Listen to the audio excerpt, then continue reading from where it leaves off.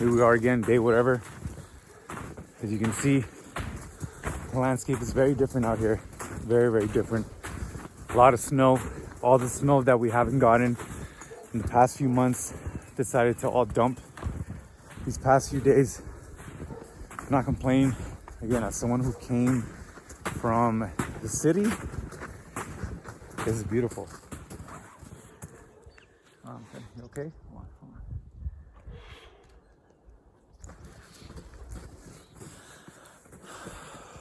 Again, I could never imagine living in something like this. Not when I was living in LA, nor Compton, nor Watts.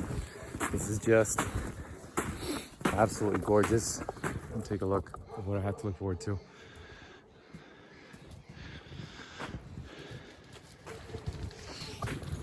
And again, this is just all in my backyard, which is always fucking exciting. It's kind of hard to walk through. You'll see. Finn, how are you doing, Finn? How are we doing, huh?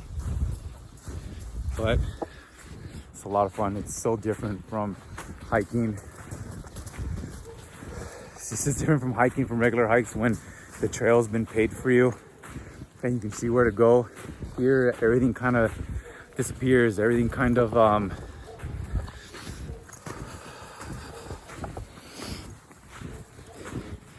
gets like, what's the word I'm looking for? It's not homogeneous. It's the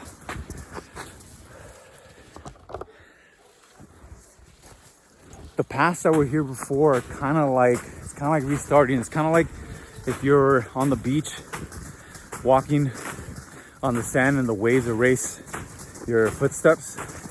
It's kind of like this, because the trails are still kind of here, only now they've been blanketed by all this snow, and you kind of have to carve out those paths again or find a new one. And what's cool about the snow is that it allows you to traverse paths that are easier to walk through, versus if this was just all dry, because it's easier to stay on a path that's already been established than start your new one. So again, here we are. I was thinking about what to talk about in this video, and I realized that I want to do book reviews as well. Once I'm done with this 30-day challenge, I want to do book reviews because I love reading. I love sharing what I've read. One of the best ways to, again, really learn something is to teach it to somebody else. So I think this will be a good challenge for me to take a current book that I'm reading and to give you like the gist of it. Share with you the parts about it that I found helpful. Not just helpful in like a conceptual sense, but helpful in an applicable sense, something that's practical, something you can actually put to use. And I'm gonna do this. First book I'll do this with is, I think it's called The Art of Breathing. I'm not quite sure the author's name at the moment, but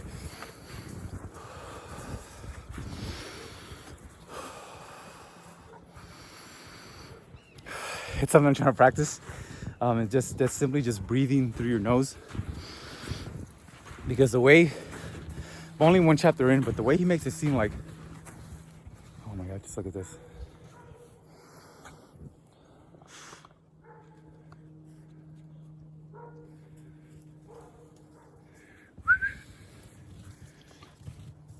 How you doing, Finn? Yeah. They got their nice little jackets. Calvin's out here too. Say hi, Calvin. The way the author talks about it, he makes it seem like if you breathe through your mouth, you're fucking yourself. Both mentally, physiologically, but also structurally. Your face changes, your mouth changes. You okay, Calvin? All right. Everything is just, it just seems like it's one of the worst things that you can possibly do to yourself is breathe through your mouth. So I'm trying to be very conscious. I'm scared actually now of what I've done to myself, because I know sometimes when a workout is super tough for me, I'll breathe in through my mouth and out through my mouth. And he's saying this is one of the worst things you can do, because human beings involved with the nose that acts like a like a purifier that it takes the oxygen from the air and makes it so it's more receptive and easier to use once it gets into your lungs and into your bloodstream. So I noticed in my earlier videos from watching myself that I do a lot of, which is again not a pretty habit to have, but it's something I become conscious of. So hopefully I'll get better at it. Holy shit! Let me just want to show you what this looks like and what we're trying to go across. So you can see, it's beautiful. Absolutely beautiful. The thing is, you can see, looking at Finn, this snow is pretty fucking deep. At least for them, it goes to their joints. For me, it goes halfway up, covers most of my calf. But again, it's part of the fun. Hey, Finn, it's part of the fun being out here. So I'm trying to study my videos and try to see what little tics and habits I have and try to overcome them, become more conscious of it. That way, you know, no one wants to see some fucking brown ass dude like me breathing all heavy. And I think it's a good skill to develop, at least for myself, because growing up, I don't really share this with a lot of people because I don't really think about it as much. But I used to have a huge, come on, Finn, or come on, Calvin. When duty calls, come on, let's go. Yeah, he's marking our path so we know where to turn into when we come back.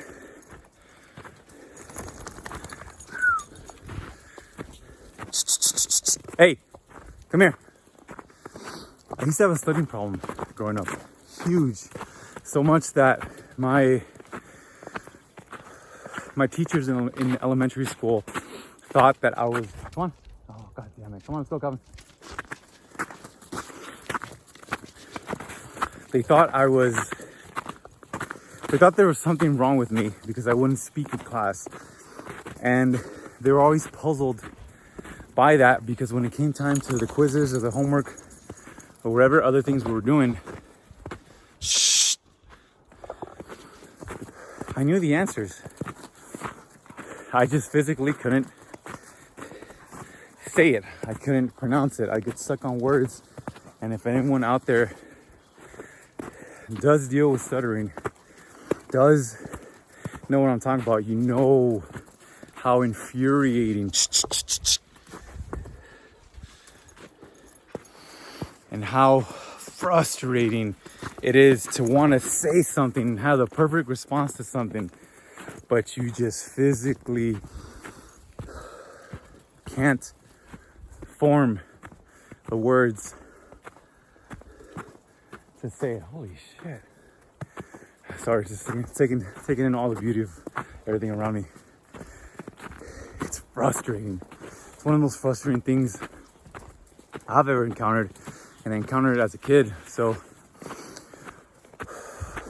you know, coupled with the fact that I had a father who wasn't the most compassionate or the most empathetic, it caused a lot of trouble for me growing up because people thought there was something wrong with me because I wouldn't speak, I couldn't socialize. And it's not that I didn't want to. It's kind of like I became an introvert because of the challenge of trying to communicate to people, of trying to voice my opinions, my likes, my dislikes. Just simply trying to communicate to people was so incredibly difficult for me growing up. So with this breathing thing, I think this would be a good challenge to have, because that way I can try to maintain breath control, maintain the cadence in my voice, maintain like a steady rhythm as I'm speaking versus you know. And two, I think it'll help because if I can do these pretty tough hikes without losing control of my breathing, it means that I'm not gasping for air, I'm not gasping for oxygen, which means that my body is not put into a flight or fight state, which means that I'm relaxed, I'm calm, And what do we know about being calm and relaxed? A calm and relaxed state of mind. Come on, it's just snow. Things seem easier. It's easier to get into a flow state. It's easier to be more creative because you're receptive. You're calm. Nothing is disturbing your inner peace. So I'm hoping through reading this book, applying some of the tips that the author has, I can apply it to my life, apply it to these videos, apply it to my poetry. One person I really look up to who has tremendous breath control that probably most people don't know about is the rapper Akala. And he's a British rapper who not only is this man a fucking monster when it comes to raps, when it comes to rapping over beats, to breath control, because essentially most rappers, yeah, what, yeah, money on my mind, running out of time, yada yada yada yada. Their bars are so weak and so short. They're not really full of anything interesting, or I don't want to say intelligent, but it really doesn't come off as intelligent to me. It doesn't come off as valuable, because the common rappers nowadays, they speak about what all people have already fucking talked about. It's either money, drugs, sex, or hoes. And it's like, there's so much more to life than just that. There's so much more that you can share with people that are listening and buying your shit. Like, why are you... Anyways, I don't want to get into that because that could be a whole hour-long conversation.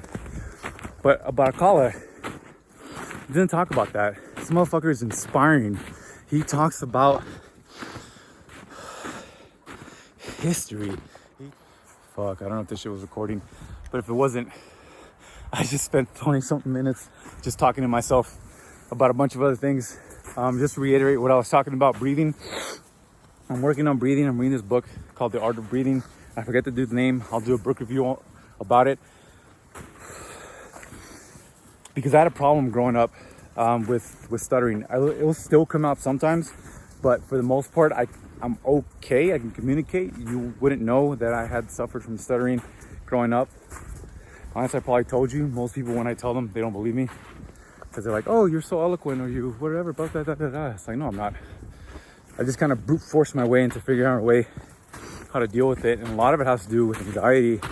Because growing up, I had anxiety over it. I had a lot of frustration, a lot of hatred towards other people, because they'd always make fun of me. When I try to talk, they mimic the when I get stuck on words. It's just, I think that's where a lot of my anger and resentment came from when I was younger, is towards people like that who bullied me for it. So, but I also learned that people only treat other people like that is if they've learned that kind of energy from someone else.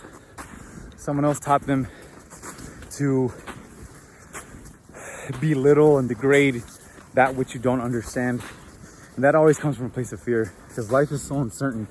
And if you let uncertainty dictate how you're going to react to things you don't understand, someone struggling, like, man, fuck you. You learned that shit from someone else, and it's not your fault, but it's your responsibility to fix that energy within yourself. So again, I had a lot of frustrations growing up, a lot of anger. A father who wasn't very compassionate as well. Again, he probably learned that kind of shit from his dad too. And thinking about it now, thinking about this breathing challenge that I'm doing when I come up here, so that way you don't hear me struggling, out of breath. Come on, Douglas. We're going this way. Come on, Finn.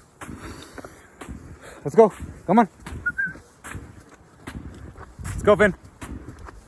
Finn, this way. Come on. Where are you going? Come on. Come on, come on. There you go. Look at these boys, handsome boys. Come on. They're probably sick of this shit. I'll do a book review on the book. I just want to give a shout out to Akala, breath control. One of the things he talked about in his raps. Very inspiring dude, entrepreneur, intelligent, emotionally intelligent, inspiring. Just, I want to create art, hoping that I can do what Akala did for me. Just inspire people, show them that life can be fucking amazing. You don't need much sometimes. Come on, Kevin. Come on.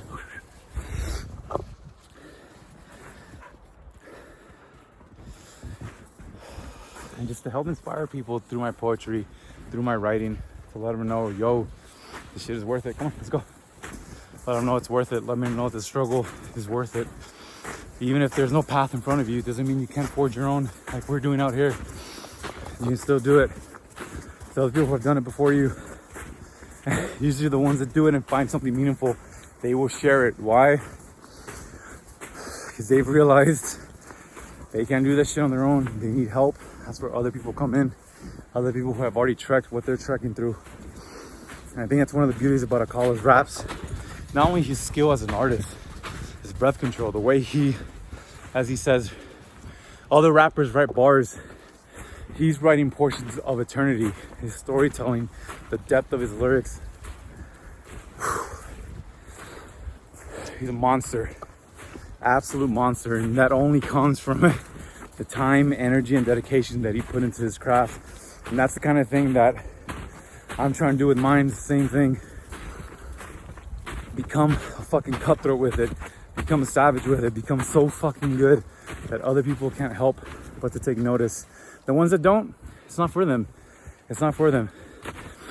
But the ones that do, the same way that Akala did for me through his music, through his raps, I can still listen to his stuff and get inspired, even if I've heard the same thing over and over again.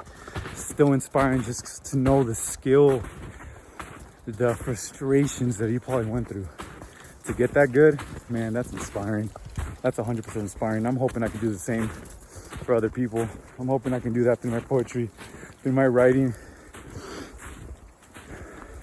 So going back to the book and these book reviews, I think I'm gonna start with this one because this is a good one, because like I said, I used to stutter, and that really inhibited my ability to communicate something as simple as like how I was doing today. And I think about the challenge. Hey, hold on. The challenges that I had with that, and how, man, it crippled me. And I wouldn't want anyone to go through something like that, because all that time, that energy where I wasn't being myself, it's a poison, man. It's a fucking poison. And it's not a poison until you start paying attention to it and you realize what it's done to you. So come on, we're going this way. Come on, Finn.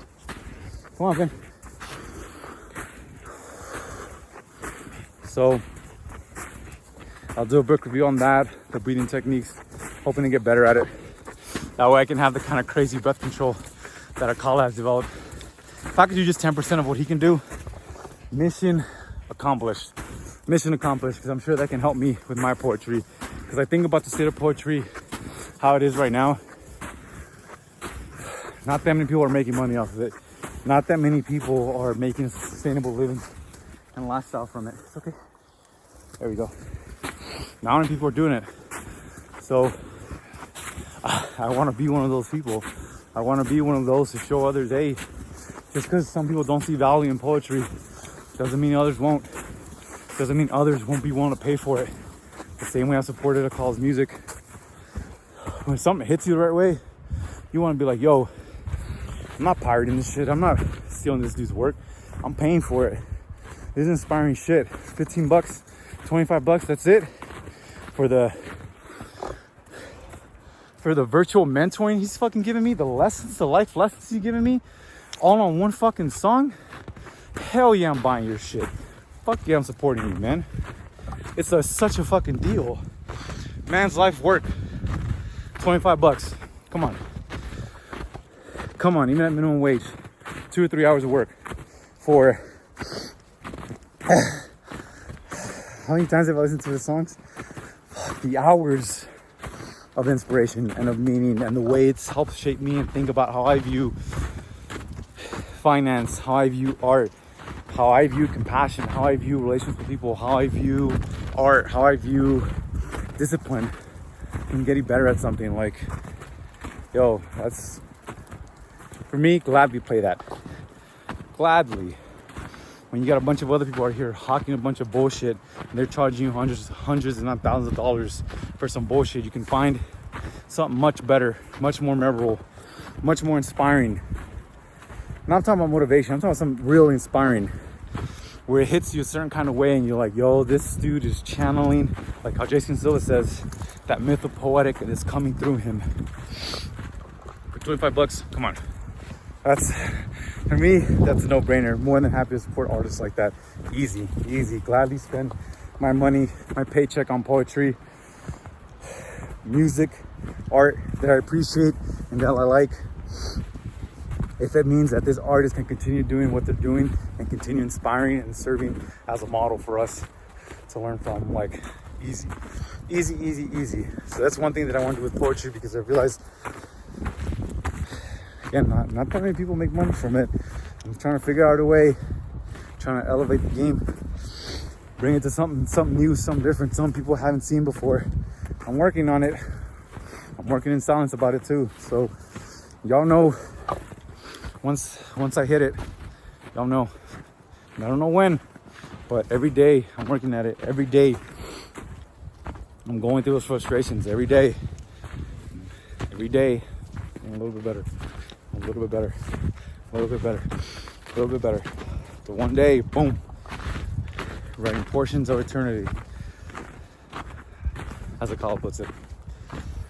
Oh, fuck, it's so beautiful out here. So anyways, I also want to do, again, the book reviews. That will be the first book reading. I know I keep going back to this and going off topic, but I think it's very important, because of the way I've only read the first chapter, and what he says is, if you mouth breathe, you're basically fucking yourself, both physically and mentally. Because what you're doing is you're actually changing the physiological features of your face to where it begets more mouth breathing, to where your flight is always activated. And if you're always in flight or fight, your hormones are always pumping like that, man, you're never gonna find peace. You're never gonna be able to just relax and enjoy things for what they are. Like out here, there's no real danger out here. Imagine I was constantly just, oh shit, oh fuck, spazzing out, worried about the next step. Hey, where are you going? Come here. Where are you going? Huh? Wait.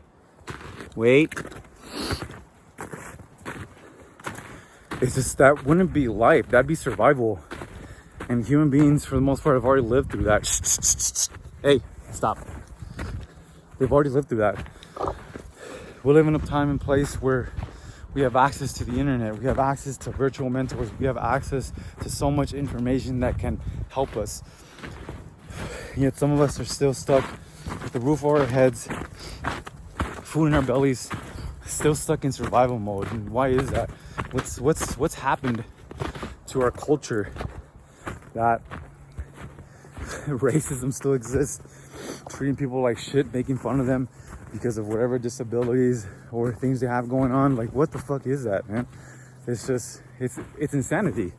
And we've allowed this insanity to become the norm. We've allowed trolling, making fun of people online to be the norm. Because people don't say that shit in real life. People very rarely come up to you and start making fun of you for your accent, or for the way you look, or for how you're dressed, or the kinds of food you eat. Why? Because a lot of people are cowards. A lot of people that do that kind of shit are fucking cowards. There's some people crazy enough out there that will say something. If they do, fucking ignore them. What's the point of engaging with someone who's that fucking stupid and crazy anyways? So,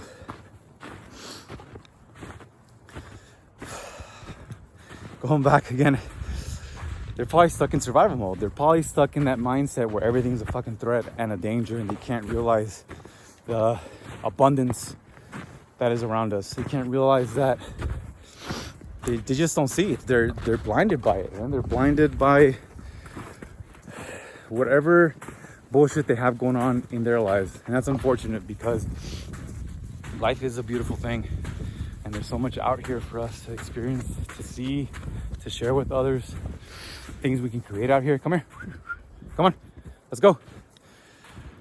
There's so much abundance out here. And it sucks that we've let this survival mind dictate how we treat others.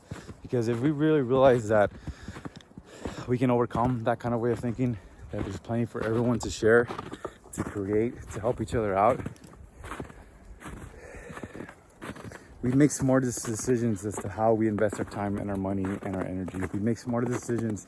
They're not thinking about the short-term relievement of symptoms, or relief of symptoms from the survival mind, because you're always just fuck, worried about the past, dwelling on the past, worried about the uncertainty of the future. And if there's one thing that will stunt and cripple you, is not appreciating the present moment for what it is and all the beauty that it has. It's dwelling on the past and staying stuck in the past, afraid to move forward in time just because you're still worried about the thing that happened to you 10, 15 years ago. I'm not saying that there's no value in that. There is, but to let it control and dictate your life now, it's already over, it's already done, it's already in the past, it's kind of insanity. Same thing, worrying about the future. You don't know what the future is going to bring you. You don't know who you're going to meet. You don't know who might show up at your doorstep. You don't know who you might come across at a grocery store, at a coffee shop, at an open mic night, at work. Like, you just never know who you might meet. I can help provide what you need at that moment to whatever issue or problem you had. You just never fucking know. And to be worried about the future is like essentially telling life, yo, I don't want any surprises. I don't want to be surprised. I don't want to be surprised by the gifts you have. I just want it this specific way. And to tell life, to try to define life into this very specific, narrow bandwidth of existence, where that's where all your answers are going to come from, when there's so fucking much out here, and this is just a tiny portion of planet Earth. That's insanity. That's insane to me. It's insanity. So again, I'm only saying this because I think about my own past mistakes. This is all coming from the shit I've put myself through, the shit that I've took ownership over, and the shit that I've tried to address and fix in my own personal life and my relationships with the other human beings that share this planet with me, and the relationship that I have with myself. So it's not coming from like a book, even though other people have said similar things. It just helps to reassure me, that let me know, okay, all right, I'm not that crazy for thinking that someone else has gone through something similar, or arrived at a certain conclusion about life, that maybe it kind of works this way. So we'll see and carry this forward and see what happens. If someone else changes, then we can go ahead and change our conclusion and try to figure something else out in our approach to life. So again, be open to the future, be open to being surprised by it. Come here. Be open to it. That's where all the gifts are. Yeah, I'm not sure who said this, but they said something along the lines of your scars, your wounds, the more personal the wound, the more universal the gift. What do I mean by that? So thinking about my stuttering and how that really fucking crippled me, both in dating, a social life. I didn't have one for the most part growing up. My emotional intelligence, dealing with people, incredibly stunted until I came out of the military, and I realized, oh my God, I have to work on this. This is something, it wasn't even that, right? Come here, let's go, ducks. It wasn't even that. It was, I learned through somebody, right? Come here, let's go. Come on. I learned through somebody that there's this idea called emotional intelligence. And the idea is that you can get better at socializing. You can get better at managing your own emotions and identifying the emotions in others, and help managing and help. Come on, let's go. Come on, get up, come on. You can do that. It's a skill. As soon as I learned that, boom, 100% dedicated all my time and energy to trying to improve that. I'm not saying I'm good at it, but looking back to where I'm at now, or where I was, not dwelling on the past, but learning from it, seeing the progress that I've made now through the frustrations that I've committed to and that I've struggled with. People think I'm a charmer. People at work, the people that I meet, they think I'm so charming. It's like, no, man, you don't understand the work I put into this.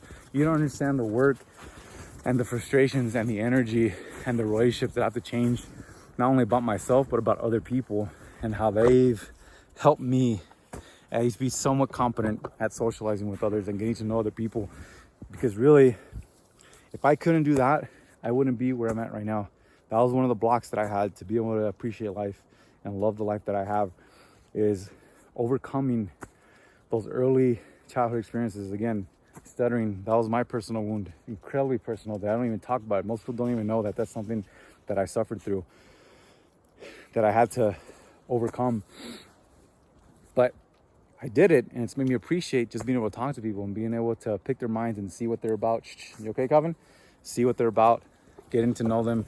Why? Because I know what it's like not to be able to communicate to somebody. I know what it's like not to be able to say a stupid joke to somebody. I know what it's like to have something super clever and witty up here, but then try to speak it to them and then fuck up the timing, and then you're the fucking weird one. Like, I know what that's like. So now that I can do it, for the most part, A-okay. Like, even if people don't get it, even if they don't think whatever I'm saying is funny or whatever, like whatever their reaction is, for myself, it's self-amusement. It's amusing to me because I thought it, I spoke it, and I can think of the times when I was able to think of things, not be able to speak it, and how frustrating that was.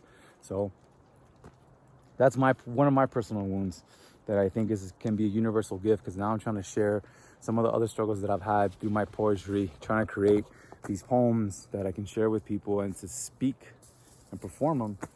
It's just an open, and to perform them for an audience, for people that I might meet, that I might possibly not meet.